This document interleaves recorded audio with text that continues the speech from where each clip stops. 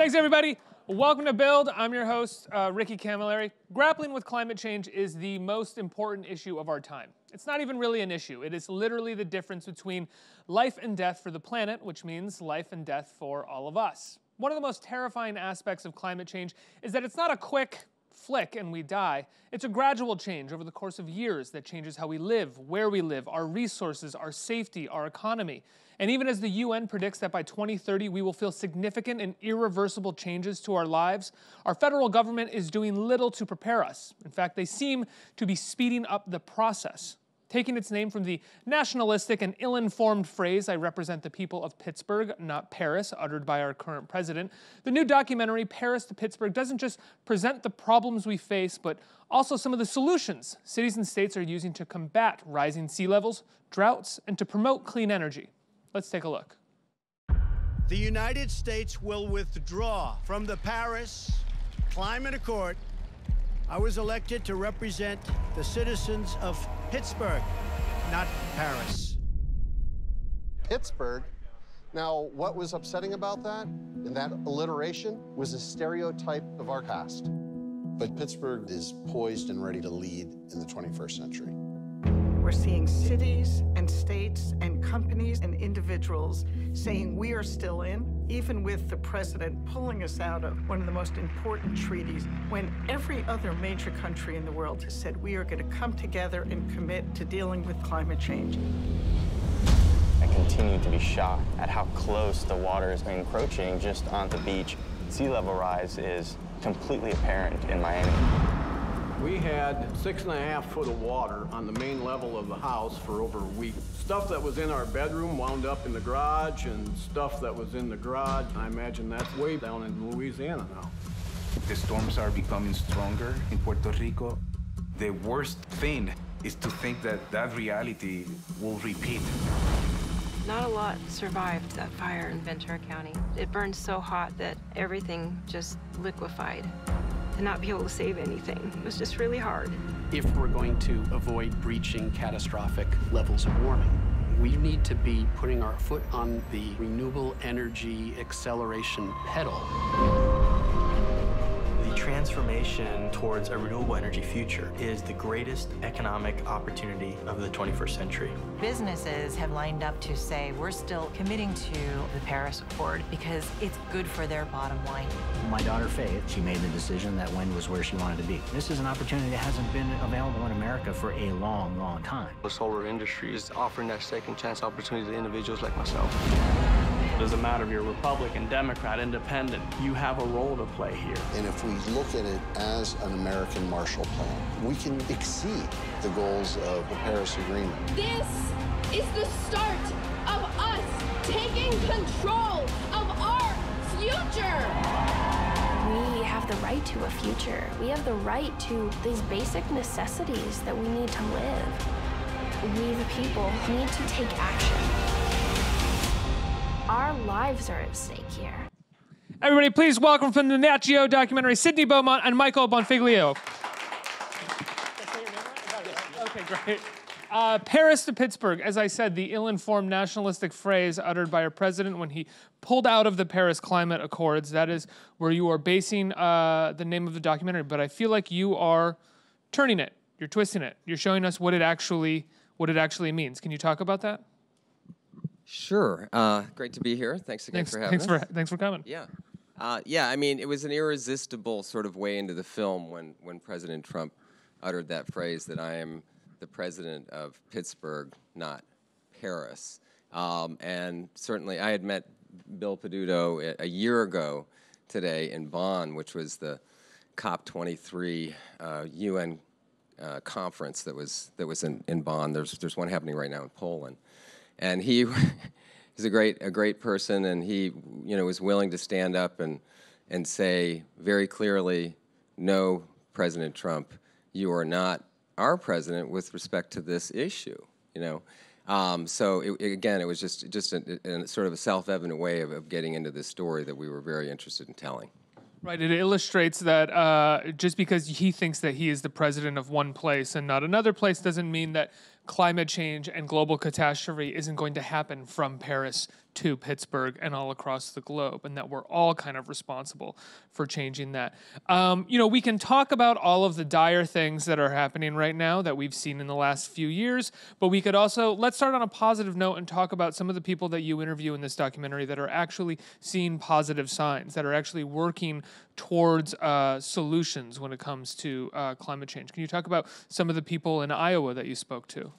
Yeah, I mean, one of the things about the film that I think is interesting is that the reason behind some of the solutions is not solely because people are worried about climate change. A lot of it is purely economics. And in Iowa, for example, you know, our team visited some folks who are working at a community college that has a wind technology program that in 2 years you come out with an associate's degree and you're essentially guaranteed employment because the industry is growing so fast. And a lot of the reasons for moving to cleaner energy, to renewables like wind and solar, is not just because it's good for the planet, but it's good for our economy. And so that was kind of that's part of the message of the film, is that the reasons for these things, while you know that a lot of the solutions don't only help us combat climate change, but they're also really good for our economy and for jobs. So that's, yeah. Right, because so often the argument against working towards having an effect on climate change is that it's so far down the road and it will only hurt our bottom line right now. So if I'm a person who's making $35,000, $40,000 a year working in a coal plant and you're going to shut down my plant, I mean, granted, there's only about 3,000 jobs left, I think, in the coal industry, and most of them are management. Or is that too low of a number? No, it's there's over 50,000. There's still about 50,000 coal miners. Wow. But there are about 800,000 people working in renewables in this country.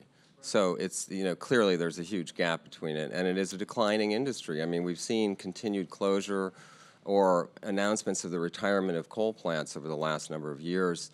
So we know it's a sector of the economy, or it's a form of energy that's definitely on the decline. And right now, really, the economics don't really stack up for coal. In most places in this country, renewables, be it wind or solar, are more cost-effective, they're cheaper, and when they set out to build new energy, or in many instances even operating old coal plants, it's cheaper to operate renewable energy as a source compared to coal. So it's clearly on the decline. Do you feel like, having made this documentary and working on it, that we have been having the wrong conversation about climate change over the last 10 or so years? That we have kind of been talking about it as if it's just going to be catastrophe, and everyone, you know, one day the switch will go off and we'll suddenly feel it, and then at the same time also talking about the bottom line and how that affects it? Well, I think that, you know, that's the surprising thing about it for a lot of people. And if you go back and look at it, you know, the opening of our film, it really is a quick sort of history of climate science. And we start with a clip from 1958, and progress through, you know, the signing of the Paris Climate Agreement in 2015.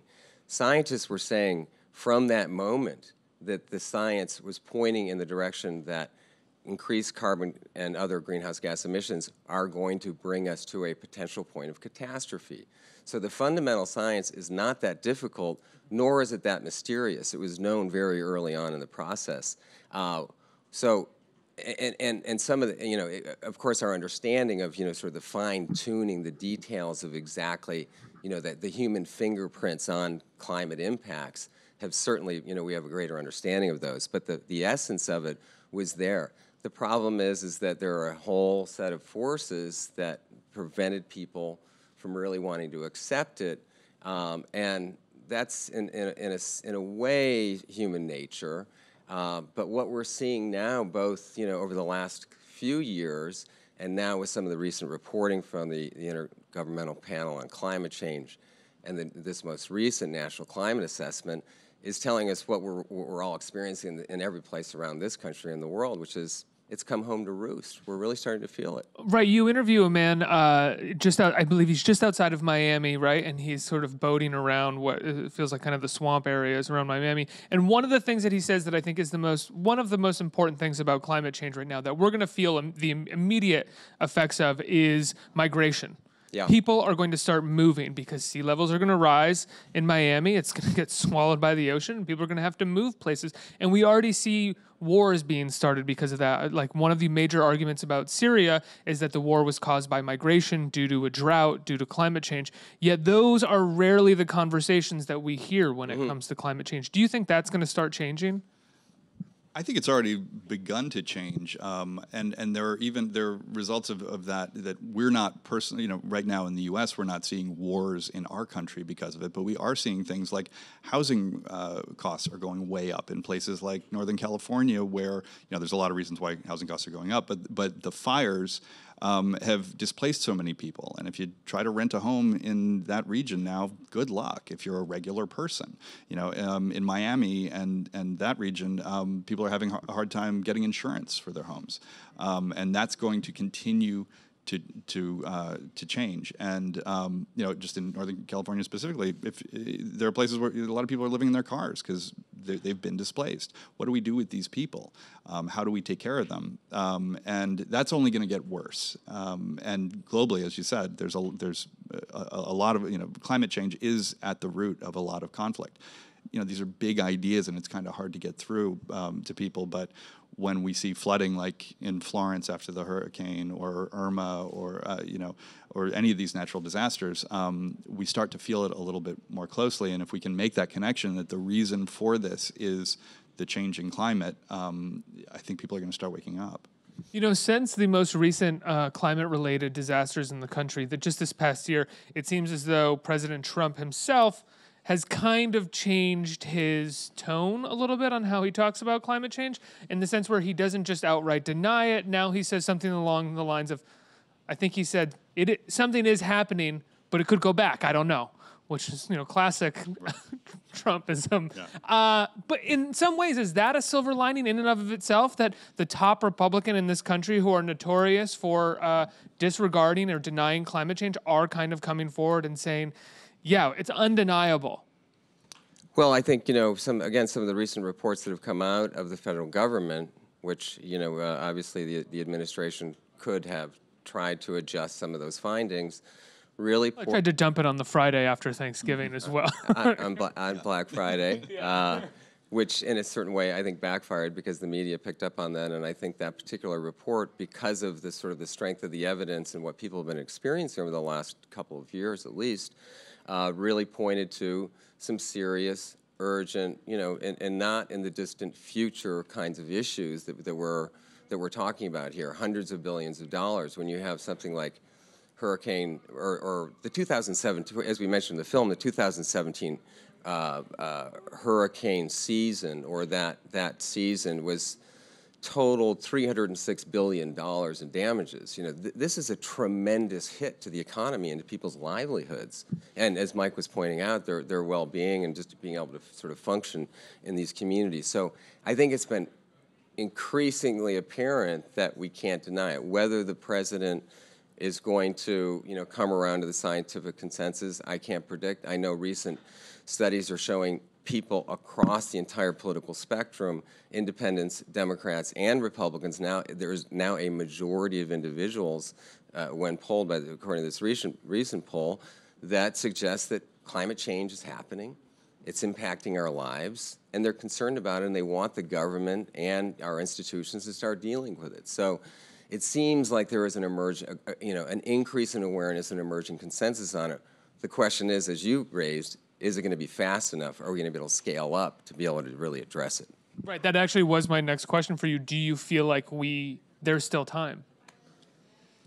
Sorry, not to put that on you. There's not time to avert all of it. But there is time, I think, according to the scientists, to avert the worst of it. I mean, we're already experiencing it. The hurricane seasons get worse every year. The fire seasons get worse every year. We are, most of us, feeling the impacts of it. It's a gradual change, but even over the last 10 years, we've noticed a difference, just on a very basic practical level. We're in many ways beyond a bunch of tipping points. But the tipping point of seeing 20-foot sea level rise, we're not there, and there are still things we can do to avert that kind of catastrophe. But we're already seeing in many places around the country and around the world things that are happening in terms of flood control and those types of things that we're investing billions of dollars in to deal with this problem. Now, one of the things that you mentioned is at the top of the film, you have this sort of quick montage that goes through 1958 to essentially the Paris Climate Accords and the "I represent the people of Pittsburgh, not Paris" moment. But you see in the 70s and in the 80s, politicians of both stripe handled the climate differently. I mean, Nixon started the EPA, and from there you have even Reagan sort of talking about ozone levels and actually trying to confront these issues, whether they called it climate change or global warming or not. When do you start to see it change politically? Well, it was interesting, that John McCain is a candidate against President Obama, who became Barack Obama, became President Obama, obviously. He was very much articulating a strong position for the need to grapple with climate change. So even within the ranks of the Republicans, there are different sort of views on why it is that it became so partisan or became so politicized after that point. But it's certainly the interests of the Republican Party as they aligned with industry at that point seemed to really draw a line in the sand, and we see it polarized. Some of the people that we spoke to, like Congressman Carlos Curbelo from South Florida, who is a Republican, they really bemoan that framing and say that it should not be a partisan issue, that his constituency, the folks in South Florida, are being heavily impacted by this, and there is no explanation other than climate change. The science says so, the experience on the ground says so. So even though it's become highly charged and politicized and become a partisan issue, there are many reasons to believe it shouldn't be, and not all Republicans believe that. We interviewed Jerry Taylor, who was the former associate at the Cato Institute, which is a libertarian think tank, and he has become a climate hawk. That is someone who's a great advocate for tackling climate change. And he would clearly say that this is something that's got to cut across all political boundaries, and bemoans the fact that it doesn't. So it's a bind. I mean, you can attribute it to certain interests, certain corporate interests, certain affiliations. The Koch brothers, as we point out in the film, have been strong advocates of suggesting that climate change is not impacting us. And they have supported certain politicians. We do point that out. The Trump administration also has, strong affiliations with the fossil fuel interests, particularly coal. So these are some of the sort of the barriers that have been created and obstacles to really what we think is having a rational conversation about it. You also interview Chuck Grassley in it, which is a pretty unexpected person to be interviewing, and even he can't deny the benefits of renewable energy, right? Yeah. Were you surprised by that? Well, I mean, in Iowa, renewables have been so successful. Iowa really is a model for our whole country in terms of what can be done. I think, is it 30% of their energy comes from wind? It's 36 to 37%. Right. 36 to 37%, right. Yeah. So if every state in the country did that and followed Iowa's lead, we would be well on our way to meeting the goals of the Paris Agreement already. But back to your question about Grassley, Sidney actually interviewed him, so I'll let him expand on.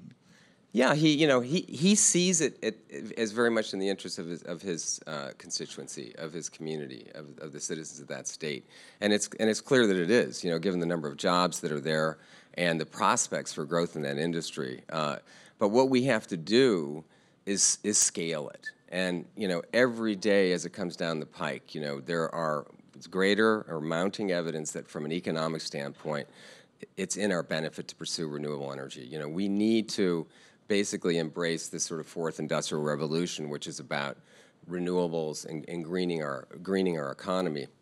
And I think that the numbers bear that out. And if you go back to the original announcement when President Trump announced his intent to withdraw from the Paris Climate Agreement, he said that agreement is a job killer. we know, again, there are 10 million jobs worldwide in renewable energy. It continues to go up. The jobs are there. We just have to continue to incentivize it and understand that it is a solution. We don't have a lot of time, and we do need to scale it quickly. So it's going to take some commitment, which we are seeing in businesses, in states, and that's really one of the themes of our film, that on the ground, people are making these changes and it's having an impact. And so we do have a roadmap, and we do have examples, but it's about figuring out a way to really scale this, which we think will give people a sense of concrete examples and a sense of hope, too. Yeah, absolutely. One of the things that you said a few minutes ago, you mentioned human nature. And you said it's sort of human nature, I think, to kind of deny or to at least sort of focus on this one element that is in your immediate interest rather than on the long term. And I think, and it reminded me of Shell getting basically the reports that climate change was happening in the 70s and doing everything that they can to deny those reports, to hide those reports. And I think there's a massive class action lawsuit right now, or someone is developing one against Shell because of that, and the other oil companies. Why do you think that is? Why do you think it is human nature to wait so long, to be so afraid of investing in long-term goals? I think especially in this country right now, and this goes beyond climate change and touches on so many different elements of issues that are happening in this country, is we are afraid of investment in long-term opportunities and long-term growth ideas. There's a lot of momentum to do things the way we have done them. And, we've seen these sort of upheavals and changes. We liken it to, the horse and buggy and going to the automobile. Obviously technology moves quickly, but something that is so, we talk about the Paris Climate Agreement as making a commitment to keeping average global temperature from rising above 2 degrees Celsius relative to pre-industrial levels. So pre-industrial levels meaning the 1850s or 1880s. So we have been using this form of energy in the way that we conducted ourselves, in our communities and the planet and the economy for many years. It's a heavy lift to make that change. It's hard for people to make those changes when they can't feel or see an immediate or urgent reason to do so. I think that is the thing that's changing right now, but again, it has sort of leapfrogged us. It's the plan, as we were talking earlier. I love the way you put that. It's sort of the planet is outrunning our ability to understand or to be able to make the changes in time. It started noticeably lapping us this year. Lapping us, yeah. That's, I think, an excellent way to say it. And so we're playing a game of catch up right now. So we're going to really have to up our game to get there.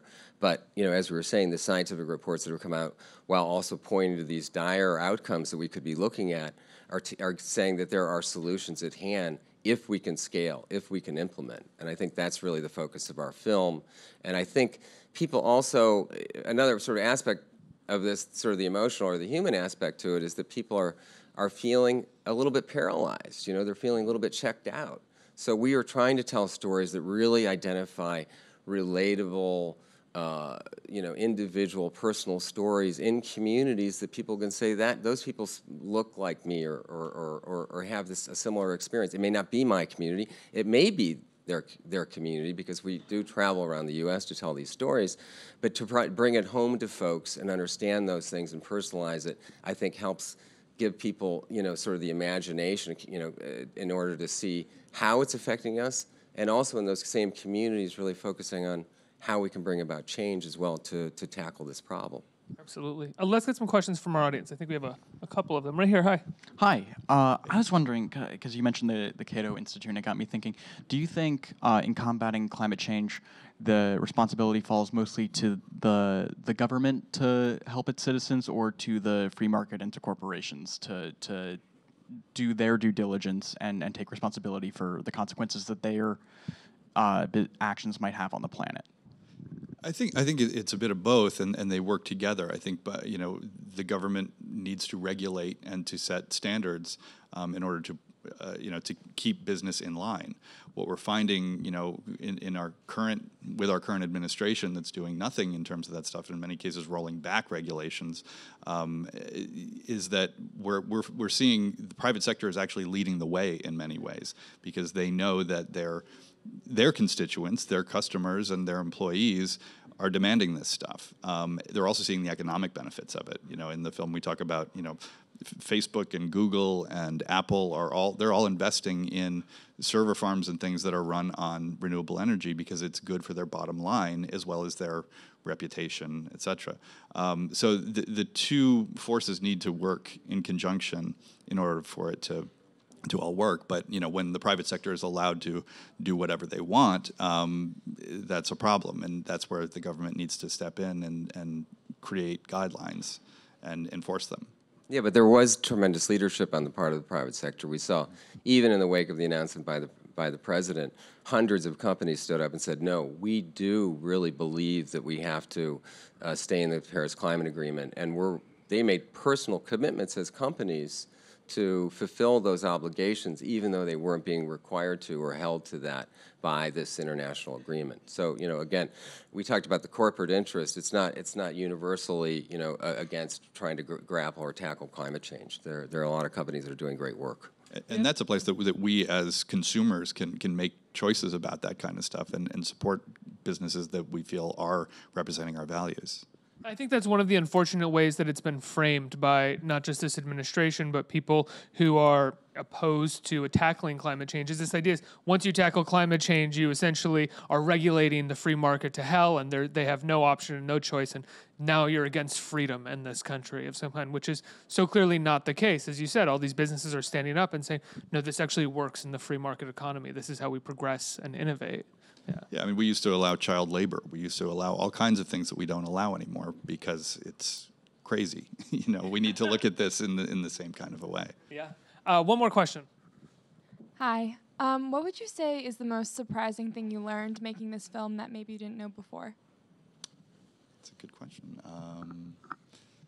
Sid? Yeah, I think the most surprising thing that I personally learned, you know, as someone who's lived on the East Coast for many years, is that in LA, in residential areas in the city of LA, they're still engaged in fossil fuel extraction. They're still drilling and pumping oil in the backyards of people in Los Angeles. And that was shocking in and of itself in a way that would be allowed to continue in those residential areas, but especially in a state which has shown such great, as what we call climate leadership.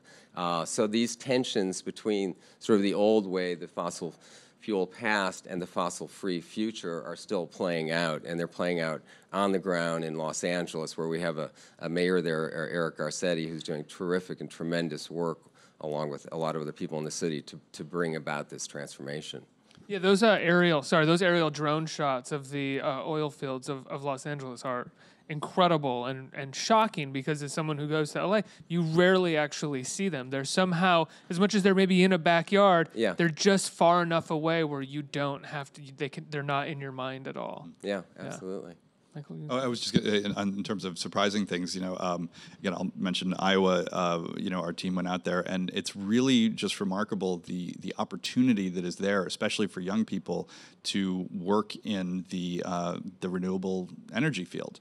I mean, this one particular program in Iowa that we profile, the students are going in there, and 2 years later, they're walking out with essentially guaranteed employment at, you know, salaries of $60,000 to $90,000 a year, which is not something that I mean, it's an opportunity that hasn't been around in this country for a long time. You know, blue collar jobs that are reliable, that pay, in an industry that has a gigantically bright future. So that's a hopeful thing, and I think those are the kinds of things that are going to hopefully engage people in all of the positive elements of tackling this issue. It's a wonderful film. Congratulations, guys. It's on Nat Geo. When can people check it out? It's on the 12th at 9 p.m., December 12th at 9 p.m. on Nat Geo. Amazing. Thanks so much. Everybody give them a big round of applause. Let's hear it.